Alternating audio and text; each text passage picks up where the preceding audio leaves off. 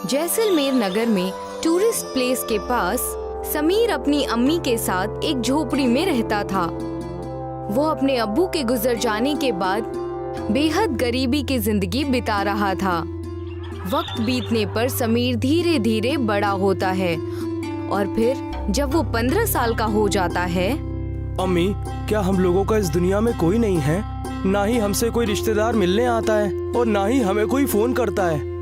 बेटा, है तो बहुत लोग, लेकिन सिर्फ कहने के लिए। कहते हैं ना, सुख के सब साथी हैं, पर दुख में कोई साथ नहीं देता। अम्मी, मेरे सब दोस्त कहते हैं कि तुम्हारा तो इस दुनिया में कोई भी नहीं है, तुम लावारिस हो। नहीं बेटा, मैं हूँ ना तुम्हारे लिए। तुम परेशान मत हो, हमारे दिन जरूर बदलेंगे, फिर उन लोगों को तुम भी जवाब दे पाओगे। हाँ अम्मी, सही कहा आपने। चंपा लोगों के घरों में काम करके 2 वक्त की रोटी जुटा पाती थी। समीर इस बात से बेहद परेशान होता है। फिर एक दिन वो नदी के किनारे बैठकर सोच रहा होता है। तभी वो नाव की सवारी कराते लोगों को देखता है, तो वो भी ये करके पैसे कमाने की सोचता है।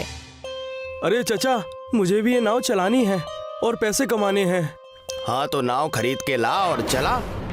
अरे चचा, इस नाव को खरीदने में कितने पैसे लगते हैं? ज्यादा नहीं बेटा, बस 20,000 रुपए लगेंगे, खरीद लो। चाचा, ये तो बहुत ही ज्यादा है मेरे लिए। मैं कहाँ से इतने सारे पैसे लेकर आऊंगा? क्या आप मेरी मदद कर देंगे? मुझे कुछ दिनों तक अपनी नाव पर ही काम करने दें, फिर मैं पैसे जुटाकर अपनी नाव खरीद लूंगा।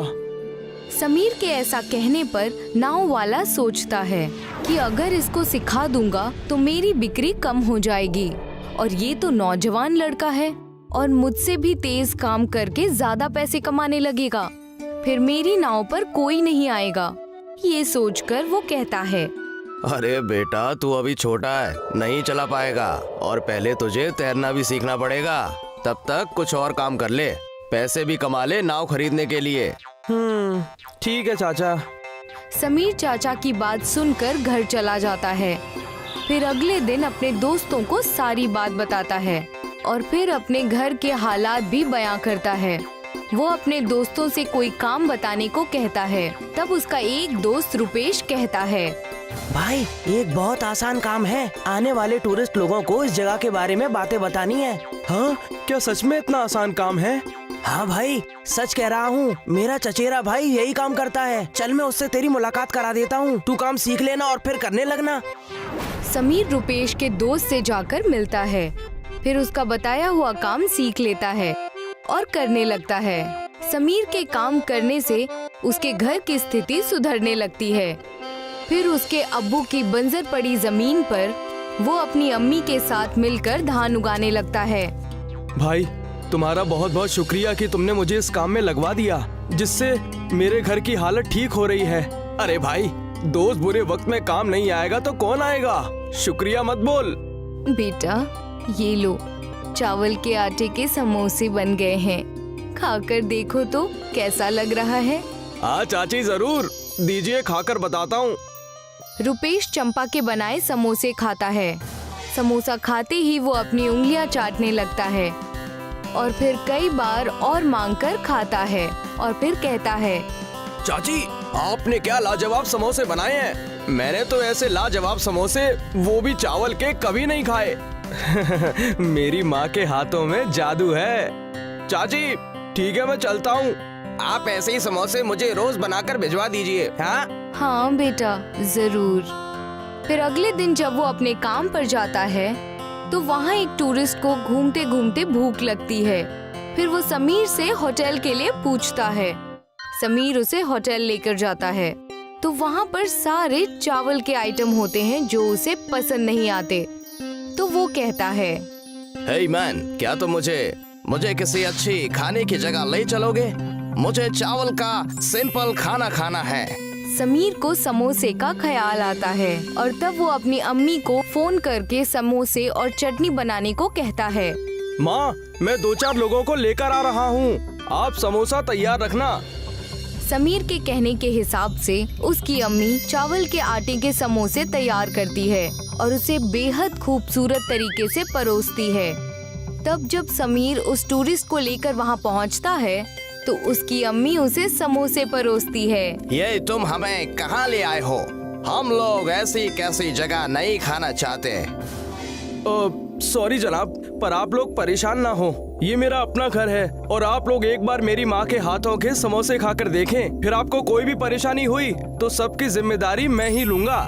हाँ साहब, और आप लोगों का मन हो तभी हमें पैसे दीजिएगा, नहीं तो पैसे दिए बिना ही चले जाइएगा। ठीक है, तुम इतना कह रहे हो तो हम खा लेते हैं, फिर देखते हैं हमें क्या करना है। समीर और चंपा के कहने पर वो टूरिस्ट समोसे खाने लगते हैं और उसके साथ दी गई सरसों की चटनी और इमली की चटनी भी खाने लगते हैं। वो लोग समोसे खाकर बेहद खुश हो जाते हैं और फिर और समोसे मांगकर खाते हैं। वाह, क्या लाजवाब समोसे बने हैं। हाँ बिल्कुल, तुमने सच कहा। वो उसकी खूब तारीफ करते हैं और फिर समोसे की कीमत से ज्यादा पैसे देते हुए कहते हैं, तुम लोग इसकी दुकान खोल लो, बहुत ही अच्छी इनकम होगी। हाँ हाँ जरूर सर, जरूर ऐसा ही करेंगे। टूरिस्ट की कही गई बात को मानकर समीर और उसकी अम्मी मिलकर समोसे की दुकान खोल लेते हैं और उनकी दुकान बहुत जल्दी मशहूर हो जाती है। आसपास के लोग और टूरिस्ट को सबको समोसे बहुत पसंद आते हैं। अम्मी, आपके डिजाइन किए हुए रिंग रोल समोसे और भी लोगों को पसंद आ रहे हैं और नए नए डिजाइन के समोसे बना दिया करो, जिससे लोग और खुश होकर और भी समोसे खरीदे। समीर के कहने से उसकी अम्मी और भी डिजाइन से समोसे बनाने लगती है, जिससे उसकी डिमांड और भी बढ़ जाती है, जिसके लिए और भी लोगों को काम पर रखना पड़ता है और उसके समोसे फिर दूर दूर तक जाने लगते हैं और उसका मुनाफा बहुत अच्छा होने लगता है। ये जानकर फिर मीडिया वाले आकर उसका इंटरव्यू लेते हैं, जिससे पूरे शहर में उसका नाम रोशन हो जाता है, जिसे देखकर उसके खानदान के लोग भी उनसे रिश्ता बनाने लगते हैं। समीर पुरानी बातें भुलाकर सबसे मिलजुल कर रहने लगता है। सीख, अमीरी का साथी हर कोई, गरीबी का साथी कोई नहीं। एक भिखारी रहता था। जग्गू के 2 बच्चे थे, राजू और मिनी। अब्बा, क्या हम लोग हमेशा से गरीब हैं? नहीं बेटा, हम हमेशा से गरीब नहीं हैं। मेरे वालिद साहब, मतलब तुम्हारे दादा, एक दौलतमंद शख्स थे। उन्हें एक मर्तबा जंगल में पनीर का घर मिला था। उस घर से कितना भी पनीर निकालना मुमकिन था। अब्बू जान जादुई पनीर घर से पनीर निकालकर पास वाले शहर में सारे पनीर फरोख्त किया करते थे। पनीर फरोख्त कर मेरे वालिद काफी दौलतमंद हो गए। लेकिन फिर एक रोज गांव के मुखिया कबीर सिंह को जादुई पनीर घर के मुताल्लिक खबर हो गई। भूपेंद्र, मुझे खबर मिली है कि तुझे जंगल में कोई पनीर घर मिला है। जी मुखिया जी, मिला है और उसी से मुझे इतनी दौलत हासिल हुई है। अब दौलत के मामले में मैं कुछ ही रोज में आपको पीछे छोड़ दूंगा। पूरे जिले में जितनी भी डेयरियां हैं, उन सबको मैं ही पनीर की सुपुर्दगी करता हूं। इस पूरे गांव की हर चीज पर सबसे कब्ल मेरा हक है। तुमने मुझे बताए बगैर जादुई पनीर घर से खूब कमाई की है, इसलिए तुम्हें इसकी सजा मिलेगी। मुखिया ने अब्बू जान से उनका सब कुछ छीन लिया और उन्हें गांव से बाहर कर दिया। हालांकि अब्बू जान गांव के आसपास मंडराते रहे और जब किसी ने उन्हें काम नहीं दिया तो भीख मांगकर अपना गुजारा करते रहे। बेटा, तब से हम गरीब हैं। अब्बू जान, वो पनीर घर क्या अभी भी जंगल में है? नहीं, अब उस पनीर घर की कोई खबर नहीं है। जब मुखिया पनीर घर से पनीर निकालने पहुंचा तो वो घर गायब हो चुका था। तब से उस पनीर घर का कुछ पता नहीं है। किसी रोज जग्गू के खानदान की बहुत बुरी हालत हो जाती। अब्बू जान, आज राजू को बुखार है। हम दोनों ने 2 रोज से कुछ नहीं खाया है। कुछ खाने को लेकर आइए। हाँ बेटी, मैं अभी किसी के घर से कुछ मांग कर लाता हूँ।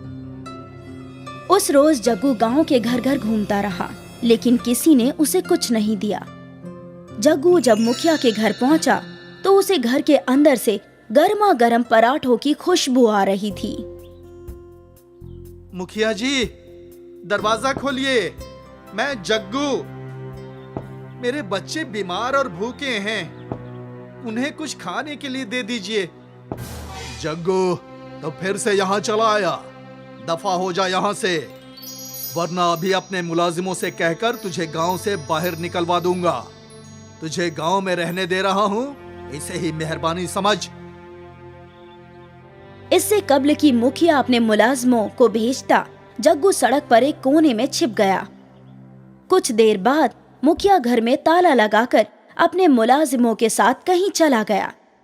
जग्गू ने सोचा कि वो अपने बच्चों की खातिर खाना चुराएगा। दीवार से कूदकर जग्गू मुखिया के घर में दाखिल हो गया। उसने 5-6 पराठे चुराए और भाग निकला। उस रोज जग्गू के खानदान का पराठों से पेट भरा। भरी दोपहरी में जब पूरे गांव में सन्नाटा था और जग्गू और उसके बच्चे सो रहे थे, तो एकाएक किसी ने जग्गू के घर का दरवाजा तोड़ दिया। जग्गू और उसके बच्चे खौफ के मारे कांप गए। दरवाजे पर मुखिया और उसके मुलाजिम डंडे लेकर खड़े थे।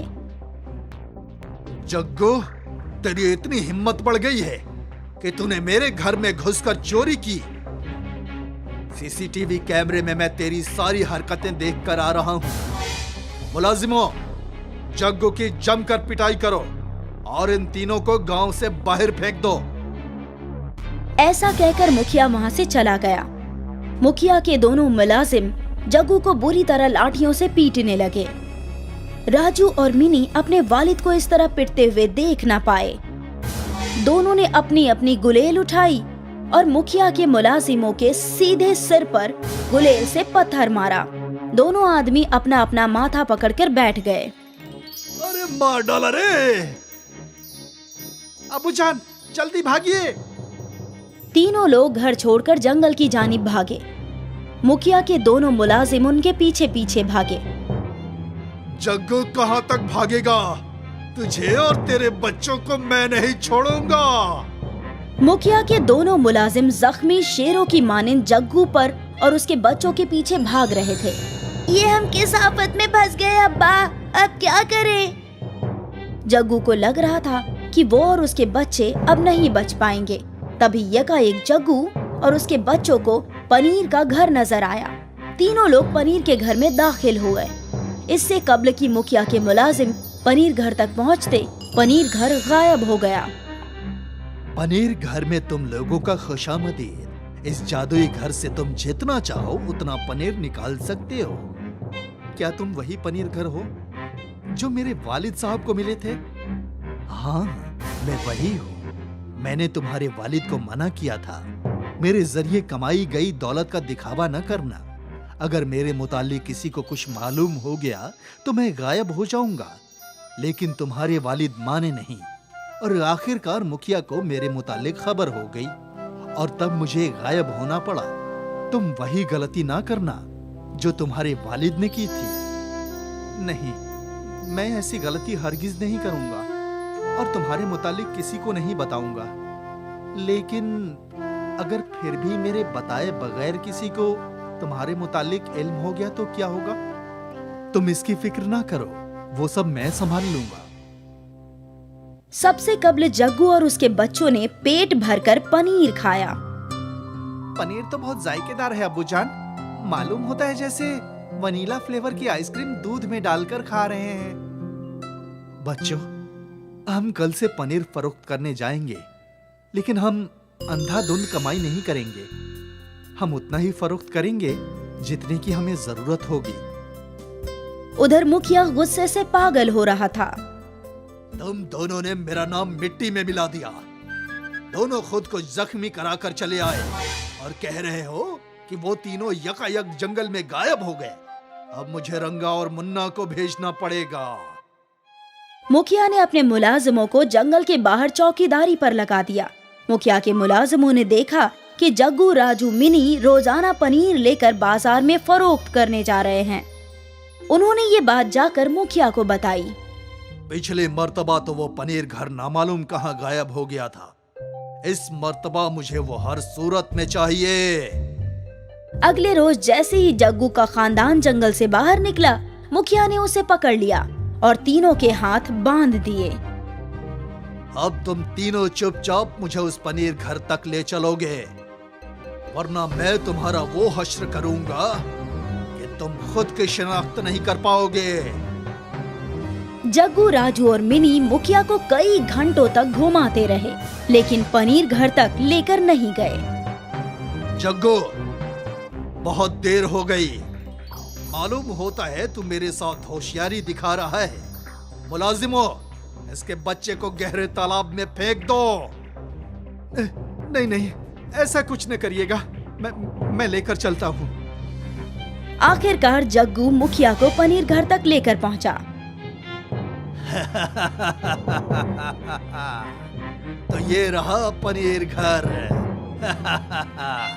मुलाजिमो, इन सबको दरख्त से बांध दो, हम पनीर घर के अंदर घूमने जाएंगे। जैसे ही तीनों अंदर दाखिल हुए, ढेर सारा पनीर उनके ऊपर गिर पड़ा। मुखिया और उसके मुलाजिम पनीर के ढेर के नीचे दब गए।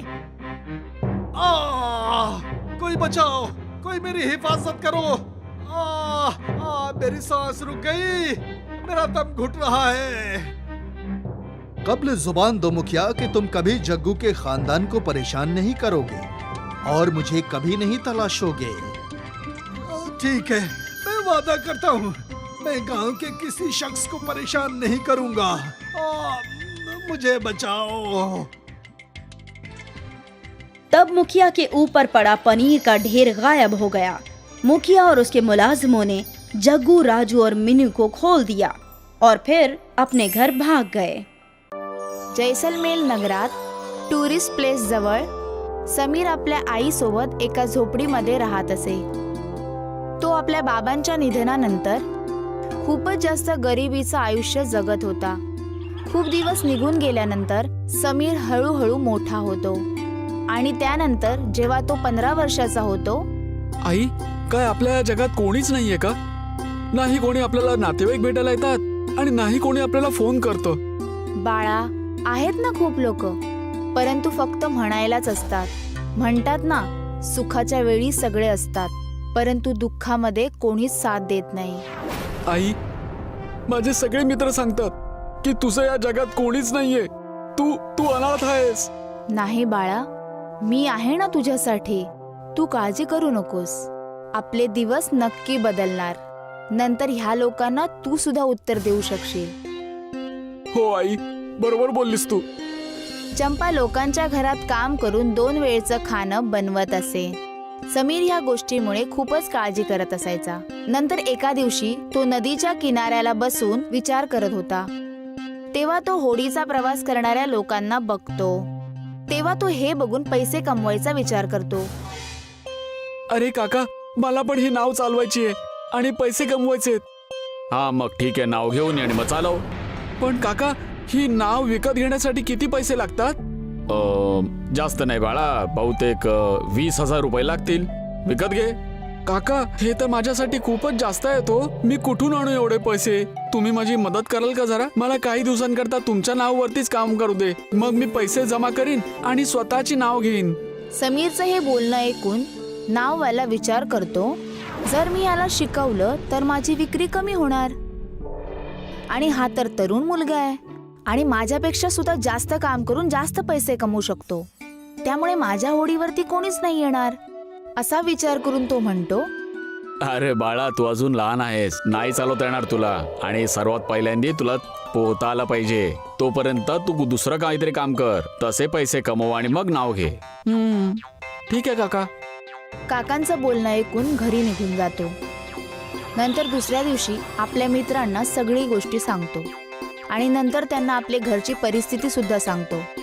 तो आपल्या मित्रांना काहीतरी काम सांगायला सांगतो। तेव्हा त्याचा एक मित्र रुपेश सांगतो, औ, मस्त एक सोपं काम आहे। इथे येणाऱ्या पर्यटकांना इथे आपल्या गावातलं फिरवायचं। हा, काय खरंच सोपं काम आहे? हो, मी खरंच सांगतोय, माझा चुलत भाऊ पण हेच काम करतो. चल मी तुला त्याच्याशी भेट घालून देतो. तू काम शिकून घे आणि मग कामाला सुरुवात कर. समीर रुपेशच्या मित्राला जाऊन भेटतो आणि नंतर त्याने सांगितलेलं काम शिकतो आणि करायला लागतो. समीर काम करू लागल्यामुळे त्याच्या घरची परिस्थिती सुधारते. त्यानंतर वडिलांची जी टाकाऊ जमीन होती त्यावर ते आई आणि मुलगा मिळून शेती करायला सुरुवात करतात. भाऊ, तुझे खूप खूप आभार की तू मला या कामाला लावलंस, ज्याने माझ्या घरची परिस्थिती बदलते. अरे मित्र अशा वेळी कामात येणार नाही, नाही तर कधी येणार. धन्यवाद नको बोलूस. बाळा, हे घे, तांदळाच्या पिठाचे समोसे बनले आहेत. खाऊन बघ तरी कसं लागतंय ते. हो काकी, नक्की मी खाणार. रुपेश चंपाने बनवलेले समोसे खातो. समोसा खाऊन तो आपली बोटं चाटायला लागतो आणि नंतर काही वेळा अजून मागून खातो आणि नंतर सांगतो, काकी तुम्ही काय मस्त समोसे बनवले तो. मी तर असे समोसे अजूनपर्यंत कधीच खाल्ले नाहीत. हा, माझ्या आईच्या हातामध्ये जादू आहे. काकी ठीक आहे, मी येतो मग आता. पण मला असे समोसे दररोज बनवून पाठवत जा. हा हा बाळा, नक्की. नंतर दुसऱ्या दिवशी तो जेव्हा आपल्या कामावर जातो तेव्हा तिथे एका टुरिस्टला फिरून फिरून भूक लागते. तेव्हा तो समीरला हॉटेलबद्दल विचारतो. समीर त्याला हॉटेलमध्ये घेऊन जातो. तेव्हा तिथे सगळे तांदळाचे पदार्थ असतात जे त्याला एकदम पसंत येत नाहीत. तेव्हा तो म्हणतो, हे मित्रा, काय तू मला चांगला खायच्या ठिकाणी घेऊन जाशील का? मला इकडच्या वरण भात साधं जेवण जेवायचंय. समीरला समोसेबद्दल आठवतं आणि तेव्हा तो आपल्या आईला फोन करून समोसे आणि चटणी बनवायला सांगतो. आई, मी 2-4 पर्यटकांना घेऊन येत आहे. तू समोसे तयार ठेव. समीरने सांगितल्यामुळे त्याची आई तांदळाच्या पिठाचे समोसे तयार करते आणि त्याला खूप सुंदर पद्धतीने वाढते. आणि तेव्हा जेव्हा समीर त्या टुरिस्टला घेऊन तिथे पोहोचतो तेव्हा त्याची आई त्याला समोसे देते. हे तू आम्हाला कुठे घेऊन आला आहेस? आम्ही असा तशा जागेवर जेवण नाही जेवत. सॉरी सर, पण तुम्ही टेन्शन नका घेऊ. हे माझं घर आहे आणि एकदा तुम्ही माझ्या आईने बनवलेले हे समोसे खाऊन तर बघा. तुम्हाला कोणताही त्रास झाला तर सगळी जबाबदारी माझी. हो साहेब, आणि तुम्हा लोकांचं मन असेल तेव्हाच तुम्ही पैसे द्या, नाहीतर तुम्ही पैसे न देता सुद्धा जाऊ शकता. ठीक आहे, तू एवढा बोलत आहेस तर आम्ही खाऊन घेतो. बघतो आम्ही आम्हाला काय करायचंय. समीर आणि चंपाने सांगितल्यामुळे ते टुरिस्ट समोसे खायला लागतात आणि त्याच्यासोबत दिलेली राईची चटणी आणि चिंचेची चटणी सुद्धा खातात. ते लोक मंत्रमुग्ध होतात आणि परत पुन्हा समोसे मागून खातात. वाह, काय मस्त समोसे बनवलेले आहेत. हो नक्की, तू अगदी बरोबर बोललास. ते तिची खूपच प्रशंसा करतात आणि त्या समोसेच्या किमतीपेक्षा जास्त पैसे देऊन सांगतात, तुम्ही लोक याचं दुकान उघडा, खूप चांगला कमाई कराल तुम्ही. हो हो, नक्की नक्की नक्की नक्की आम्ही असंच करू.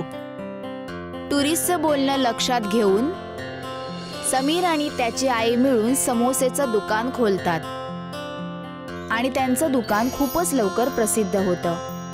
आसपासचे लोक आणि टुरिस्ट सगळ्यांना समोसे खूपच पसंत येतात. आई, तू डिझाईन केलेले रिंग रोल समोसे भरपूर लोकांना आकर्षित करत आहेत आणि नवीन नवीन डिझाईन बनवत राहा तू, ज्याने लोक इथे येऊन जास्तीत जास्त समोसे घेऊन जातील. समीरचं म्हणणं ऐकून त्याची आई आणखी सुद्धा डिझाईनचे समोसे बनवायला लागते, ज्याच्यामुळे त्याची डिमांड खूपच वाढत जाते, ज्यामुळे त्यांना अजून सुद्धा लोकांना कामावर ठेवायला लागतं आणि त्यांचे समोसे खूप दूर दूरवर जायला लागतात आणि त्यांची कमाई खूपच चांगली व्हायला लागते. हे समजल्यामुळे मग मीडियावाले येऊन त्यांचा इंटरव्ह्यू घ्यायला लागतात, ज्यामुळे त्यांचं नाव पूर्ण शहरात प्रसिद्ध होतं. हे बघून त्यांचे नातेवाईक सुद्धा त्यांच्याशी नातं जोडायला तयार होतात. समीर जुन्या गोष्टी विसरून सगळ्यांशी मिळून राहायला लागतो. तात्पर्य: श्रीमंताचा साथीदार प्रत्येक जण, गरिबाचा साथीदार कोणीच नाही.